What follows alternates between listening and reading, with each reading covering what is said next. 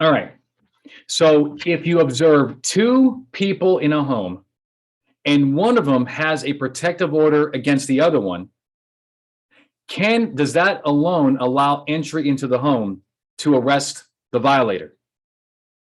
My name is Anthony Bandiero, attorney and senior legal instructor for Blue to Gold Law Enforcement Training, bringing it a roadside chat. This question comes from an officer in Minnesota. So if you have, here's some background.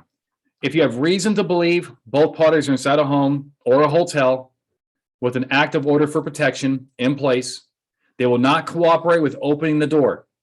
Does this create exigency to go in and arrest the person for that violation, right?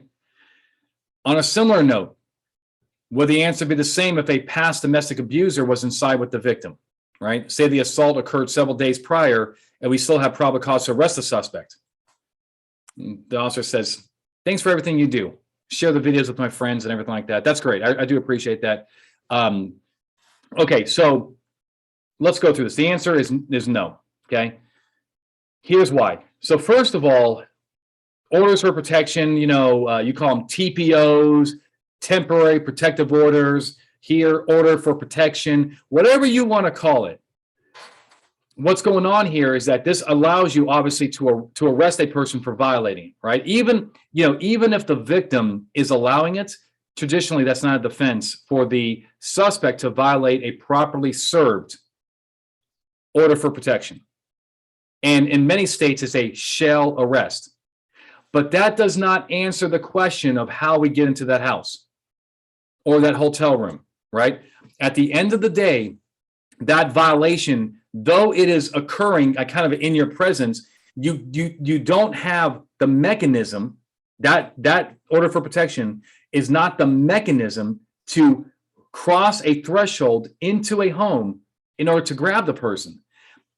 All home entries require either consent, which you do not have here because these people are not answering the door. So including the victim.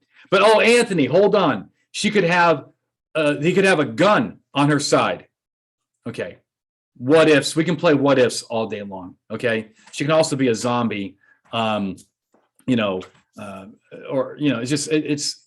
the what ifs only get you so far, right? And I like to say, cops don't work in a world of possibilities. They work in a world of probabilities. If you're saying she is probably being held against her will, then I want you to tell me why. Okay, give me some facts. Not just it's possible, anything's possible. Okay, all right. So that's the first thing. So do we have consent? No. Or a recognized exception. See, some of my people that have been to my class know this acronym as CREW. Consent, recognized exception.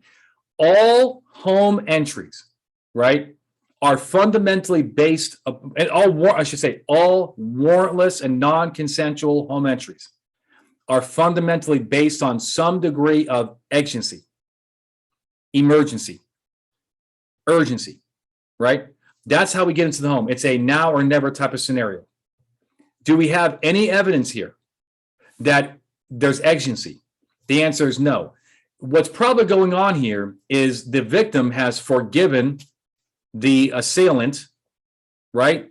And whether, that's right or wrong. And the point is whatever's going on, that's what it seems like, right? There is no evidence that she's about to be hurt. There's no evidence that she's in imminent danger or immediate danger. So the point, or anybody else, give me those facts, maybe we change the answer. But right now, based off of this very short fact pattern, I don't see it. And if you don't have consent and you don't have a recognized exception based on some form of exigency, then you're going to need a warrant. That's CREW. And my friend is saying, what if it passed domestic abuser?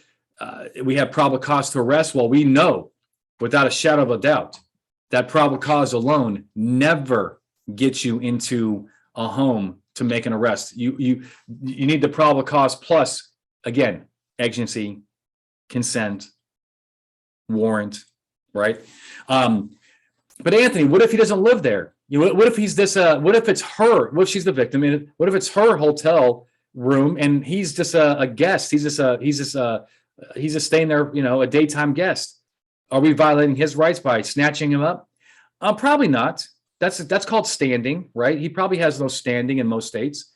But you're certainly violating her rights. She can complain on you and say, why are you entering my domicile, right? Whether it's a hotel or home, why are you entering my domicile to do this when you don't have my consent? There's no exigency, no warrant. So keep that in mind, all right? I know that cops that do this are trying to do the right thing. They're trying to help people. But I get it, right? But your motive is not what's going to save you from these situations. It's the law. The law is pretty clear in this area, in my opinion. All right.